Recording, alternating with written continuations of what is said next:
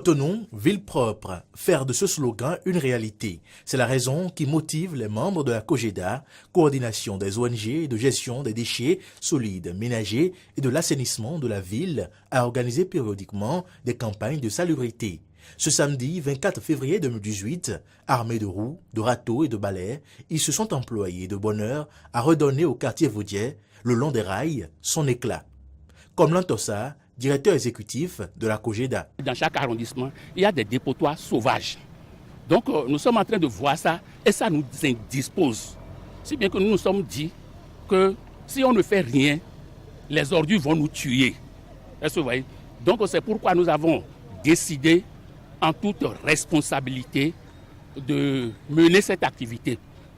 Alors que les membres de la COGEDA saclent, le chef du 7e arrondissement et l'adjoint au maire en charge du 11e arrondissement de Cotonou, où se déroule l'opération, ratellent.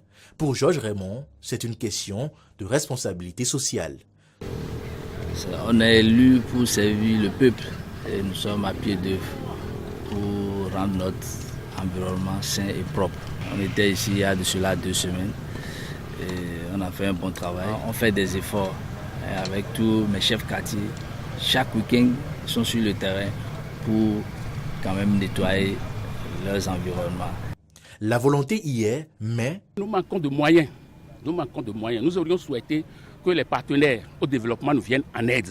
Les bennes tasseuses qu'on nous envoie, ou bien une benne tasseuse qu'on nous envoie et qui ne fait qu'un seul voyage, alors qu'il y a des ordures qui restent.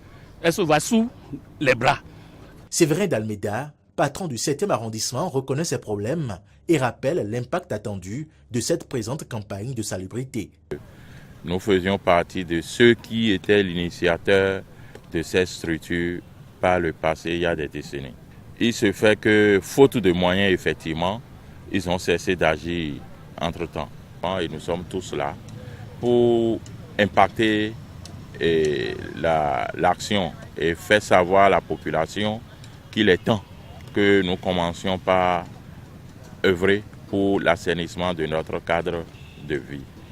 Une population qui peine à intégrer cette réalité dans ses habitudes. Une attitude qui attriste le chef du 11e arrondissement.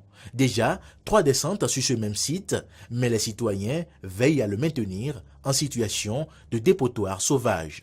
Quelle force moi j'ai maintenant pour rentrer dans chaque maison pour dire ah, si vous faites ceci, je vous vois, je n'ai pas de force. Déjà, je n'ai pas un statut juridique. Mais si les gens continuent, il faut que les gens qui sont habilités à sanctionner, donc à agir. Et moi, je demande au gouvernement de prendre les responsabilités pour que le Béninois sache qu'il a sa responsabilité envers sa communauté et qu'il doit maintenir sa maison, sa devanture, sa communauté propre. Et nous demandons au président de donner l'autonomie aux arrondissements pour que nous puissions vraiment contribuer au développement de notre nation. Interpellé sur la quasi-inexistence des bacs à ordures sur les artères pour recevoir les déchets des citoyens, Georges Raymond fera noter que le déploiement des poubelles ne réglera pas le problème de l'insalubrité si chaque citoyen, chaque ménage n'intègre pas la notion de salubrité à la base. Allusion faite à la nécessité pour les ménages de s'abonner aux structures de précollecte d'ordures.